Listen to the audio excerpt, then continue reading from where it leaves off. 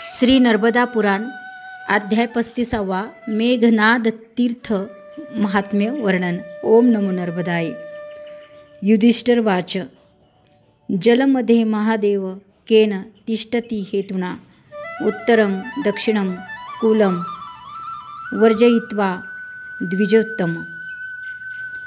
अर्थात राजे युधिष्ठिराने विचारले, हे ब्राह्मण श्रेष्ठ, श्री नर्मदाचे उत्तर व दक्षिण तट वर्ज करून श्री महादेव पाण्यामध्ये कोणत्या हेतूने स्थित आहेत? मुनिश्रेष्ठ मार्कंडेय वदले, हे आख्यान अनुपमीय पुण्यदायी आणि कानांना सुखदायी आहे। हे पुत्र, पुराणात जे ऐकले ते सर्व मी तुम्हाला कथन करीन। महाभाग त्रेतायुगात देवतांचा परमशत्रू त्रैलोक्य विजयी रौद्ररूप सुरासुरांना भीतीदायक रावण होता। तो देव दानव गंधर्व तपस्वी ऋषींनी अवध्य होऊन पृथ्वीवर भ्रमण करत होता। त्यावेळी विंध्याचल पर्वतात बलगर्वित मय नावाचा विख्यात दानव आहे गुहेत राहून तप करत होता। रावण त्याच्याजवळ जाऊन विनयपूर्वक दान सन्मानाने पूजन करू लागला। हे तेजस्वी कमलपत्राप्रमाणे नेत्र आणि पूर्ण चंद्राप्रमाणे सुंदर मुख असलेली ही कोणाची कन्या आहे? तिचे नाव काय? ती उग्र तप का करत आहे? मय दानवाने सांगितले, मी मय नावाचा दानवाचा श्रेष्ठ स्वामी आहे। माझी पत्नी तेजोवती व तिची कल्याणी कन्या मंदोदरी नावाने प्रसिद्ध आहे।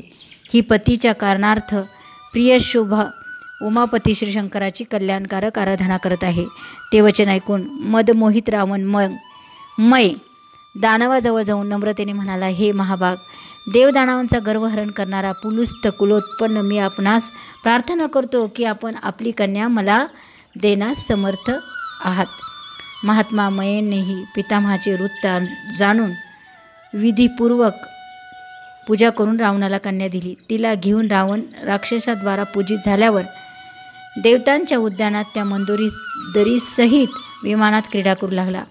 हे वंशोत्पन्न राजा, काही काळानंतर पुत्रवतीचे श्रेष्ठ संसार उद्ध्वस्त करणाऱ्या रावणाने एक पुत्र उत्पन्न केला। उत्पन्न होताच त्या मुक्त महात्म्याने संवर्तक मेघगर्जना केली। त्यामुळे सर्व लोक जडवत झाले।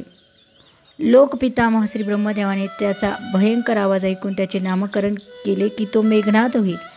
मेघनादाने ही श्रेष्ठ व्रत धारण करून उमासह देवे श्री शंकराला संतुष्ट केले।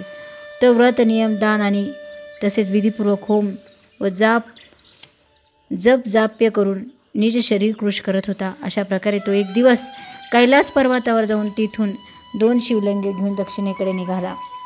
श्री नर्मदा तटावर आश्रयास गेल्यावर स्नान करण्याच्या इच्छेने शिवलिंग ठेवून जपजाप्य करून श्री शंकराची पूजा करू लागला। त्या क्षेत्री निवास केल्यामुळे स्नान तसेच अग्नीत हवन करून तो मेघनाद स्वतःला कृतार्थ समजून श्रेष्ठ आकाशमार्गाने लंकेला जाण्यास निघाला। हे नृपश्रेष्ठ, जेव्हा मेघनादाने नतमस्तक होऊन डाव्या हाताने एक शिवलिंग उचलून भक्तीने दुसऱ्या हाताने दुसरे शिवलिंग उचलण्याचा प्रयत्न केला, तेव्हा ते विशाल शिवलिंग श्री नर्मदा जलात पडले। जावे जावे असे म्हणत ते शिवलिंग जलात प्रतिष्ठित झाले। रावण पुत्र प्रणाम करून निशाचरांनी पूजित होऊन आकाशमार्गाने निघून गेला। त्यावेळेपासून ते तीर्थ मेघनाद नावाने प्रसिद्ध झाले। प्रथम गर्जनच सर्व पाप विनाशक आहे। राजेंद्र, त्या तीर्थक्षेत्री दिनरात जो निवास करतो ना आणि स्नान करतो तो अश्वमेध यज्ञाचे फळ प्राप्त करतो। राजा, त्या तीर्थात जो पिंडदान करतो त्याचे निसंशय सत्रयज्ञाचे फल असते।